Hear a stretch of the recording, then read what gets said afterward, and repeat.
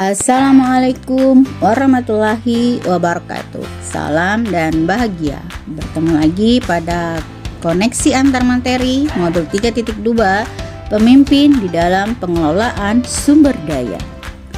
Seperti biasanya, perkenalkan, saya Reni Lidiasari, calon guru penggerak angkatan 7 dari Kabupaten Muara Enim, Sumatera Selatan. Di sebelah kanan saya Ibu fasilitator saya Ibu Aisyah Anggraini, dan di sebelah kiri saya Ibu pengajar praktik saya Ibu Erma Suryani. Tujuan pembelajaran khusus, calon guru penggerak mampu menghubungkan materi modul ini dengan modul-modul yang didapatkan sebelumnya. Yang pertama, kesimpulan tentang pemimpin pembelajaran dalam pengelolaan sumber daya dan implementasinya di sekolah. Sekolah sebagai ekosistem pendidikan.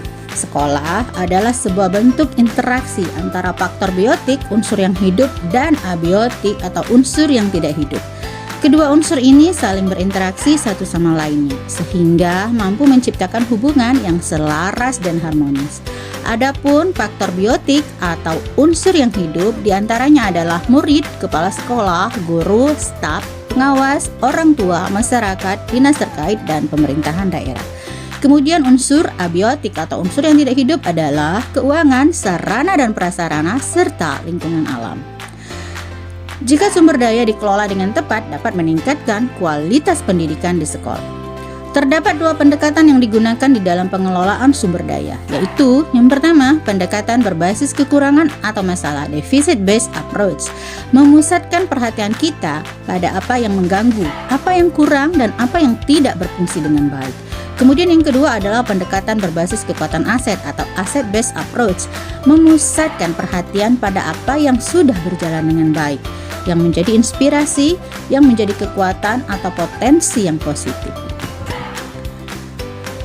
Green dan Haynes tahun 2010 menjelaskan kecenderungan cara pandang yang menggunakan pendekatan berbasis kekurangan dengan pendekatan berbasis aset. Yang pertama adalah berbasis kekurangan, fokus pada masalah, kemudian mengidentifikasi kekurangan, fokus mencari bantuan, merancang program atau proyek untuk menyelesaikan masalah, kemudian mengatur kelompok yang melaksanakan proyek. Sedangkan untuk berbasis kekuatan, fokus pada aset atau kekuatan, membayangkan pada masa depan, lalu berpikir tentang kesuksesan yang telah diraih dan kekuatan untuk mencapai kesuksesan. Kemudian merancang sebuah rencana berdasarkan visi dan kekuatan dan melaksanakan rencana aksi yang sudah diprogramkan. Pendekatan ABCD atau Asset Based Community Development, yang selanjutnya akan kita sebut dengan pengembangan komunitas berbasis aset atau PKBA, menekankan dan mendorong komunitas untuk dapat memberdayakan aset yang dimilikinya serta membangun keterkaitan dari aset-aset tersebut agar menjadi lebih berdaya guna. Pemimpin dalam pengelolaan sumber daya adalah seseorang yang mampu menjadikan sumber daya yang ada di sekitarnya menjadi bermanfaat dan digunakan sebagai hal yang positif dalam menunjang proses pembelajaran. Pemetaan aset atau modal, ada 7 modal atau aset. Yang pertama adalah modal manusia, lalu modal sosial, modal fisik, modal politik, modal lingkungan alam, modal agama dan budaya, dan yang terakhir modal finansial. Pertanyaan yang kedua adalah hubungan antara pengelolaan sumber daya yang tepat akan membantu proses pembelajaran murid menjadi lebih berkualitas. Sekolah merupakan sebuah ekosistem pendidikan yang memiliki interaksi antara faktor biotik dan abiotik. Dalam hal ini ada beberapa faktor yang mempengaruhi ekosistem di sekolah. Di antaranya pertama faktor biotik yang meliputi segala sesuatu yang berkaitan dengan unsur hidup. Contohnya murid, kepala sekolah, guru, staf atau tenaga kependidikan, pengawas sekolah, orang tua, masyarakat sekitar sekolah, dinas terkait, dan pemerintah daerah. Sedangkan faktor abiotik atau tidak hidup yang juga berperan aktif di dalam menunjang keberhasilan proses pembelajaran diantaranya keuangan, sarana prasarana, dan juga lingkungan alam. Dari beberapa sumber daya yang ada di sekolah tentu memiliki kontribusi dan hubungan dalam membantu proses pembelajaran murid menjadi lebih berkualitas. apabila sumber daya dikelola secara tepat. Misalnya, modal manusia, guru yang mandiri, reflektif, kolaboratif, inovatif, dan berpihak kepada murid akan mendorong tumbuh kembang murid untuk menggali potensi dirinya. Sedangkan modal fisik, sarana dan prasarana yang memadai akan menunjang pembelajaran murid menjadi lebih efektif. Yang ketiga adalah modal politik. Keterlibatan guru di dalam organisasi profesi seperti IGI, MDMP dapat membantu meningkatkan kompetensi guru yang berimbas pada perubahan kualitas belajar murid. Modal finansial, dana BOS, koperasi sekolah, infak dapat membantu operasional sekolah. Lalu modal sosial, hubungan yang baik dengan lembaga lain di luar sekolah dapat menjadi sumber belajar murid. Misalnya, bekerja sama dengan puskesmas, paguyuban, dan komunitas belajar. Modal lingkungan alam, lingkungan yang asri dapat menjadi media belajar murid. Kebun sekolah dapat menjadi aset yang menunjang kegiatan belajar dan operasional murid. Lalu modal yang terakhir adalah modal agama atau budaya. Pembiasaan sholat duha, sholat zuhur berjamaah, membaca yasin setiap hari Jumat pagi, berdoa sebelum juga setelah belajar dapat meningkatkan keimanan dan ketakwaan murid. Pembiasaan budaya positif dalam aktivitas sehari-hari di sekolah dapat membentuk karakter baik pada murid.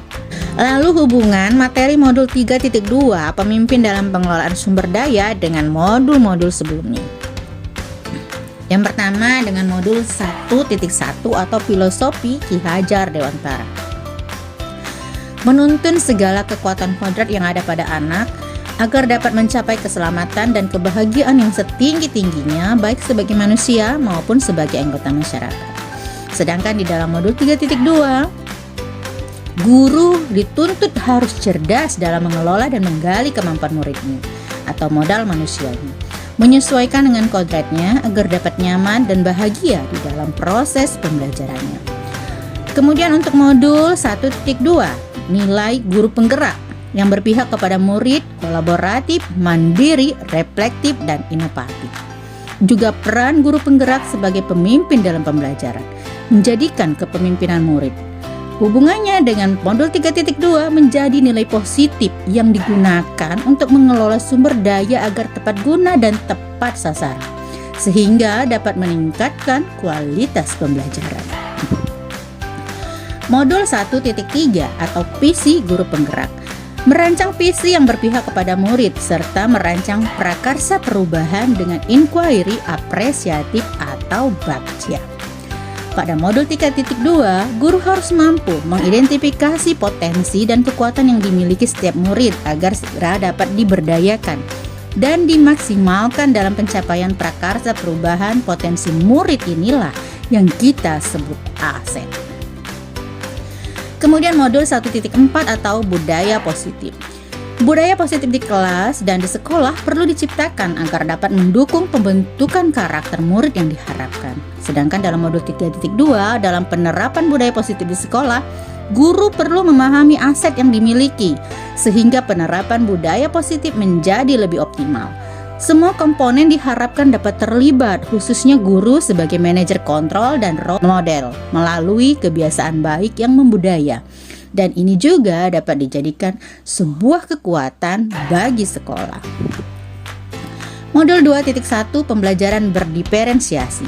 Melalui pembelajaran berdiferensiasi, guru dapat melakukan pembelajaran dengan memenuhi kebutuhan belajar murid, baik kesiapan, profil, maupun minat belajar murid. Sedangkan modul 2.2 pembelajaran sosial dan emosional, kompetensi sosial dan emosional yang dimiliki guru dan murid menjadi pendukung di dalam setiap kegiatan yang akan dilakukan. Kaitannya dengan modul 3.2, pemetaan dan pengelolaan sumber daya dapat dilaksanakan sesuai dengan kebutuhan belajar siswa. Dalam hal ini, kompetensi sosial emosional diperlukan untuk menanggulangi stres ketika mengelola sumber daya di dalam pengambilan keputusan. Modul 2.3, coaching untuk supervisi akademik. Coaching yang diperlukan di dalam peningkatan kinerja untuk mencapai tujuan melalui pembekalan kemampuan memecahkan masalah dengan mengoptimalkan potensi diri. Kaitannya dengan modul 3.2, Kucing sangat diperlukan di dalam menggali masalah dan potensi siswa untuk menemukan solusi dari masalah yang dihadapi oleh siswa terkait dengan pemanfaatan sumber daya. Modul 3.1, pengambilan keputusan berbasis nilai-nilai kebajikan sebagai pemimpin. Pengambilan keputusan diharapkan melalui pertimbangan 4 paradigma, 3 prinsip, dan 9 tahapan pengujian pengambilan keputusan. Kaitannya dengan modul 3.2, pengambilan keputusan yang bertanggung jawab, tepat dalam mengelola sumber daya agar tidak keluar dari norma dan tata peraturan yang ada. Dan harus selalu setiap pengambilan keputusan berpihak kepada murid. Pemikiran yang sudah berubah setelah mengikuti proses pembelajaran pada modul ini. Sebelum saya mempelajari modul 3.2 ini, dalam kegiatannya saya sering berfokus pada kekurangan atau masalah, tanpa melihat potensi dan kekuatan yang mendukung. Membuat kegiatan saya dan komunitas menghasilkan kegiatan yang kurang maksimal dan memerlukan waktu yang lama. Setelah saya mempelajari modul 3.2 ini, banyak terjadi perubahan pada diri saya. Salah satunya mindset atau cara berpikir, di mana sekarang saya lebih mengedepankan cara berpikir saya berbasis kekuatan atau aset. Ternyata cara berpikir ini jauh lebih efektif karena berfokus pada kelebihan yang komunitas miliki, sehingga dapat mengoptimalkannya dalam mencapai sebuah visi. Demikianlah koneksi antar materi kita kali ini. Kita bertemu kembali pada materi berikutnya. Guru Bergerak Indonesia Maju. Salam dan bahagia. Wassalamualaikum warahmatullahi wabarakatuh.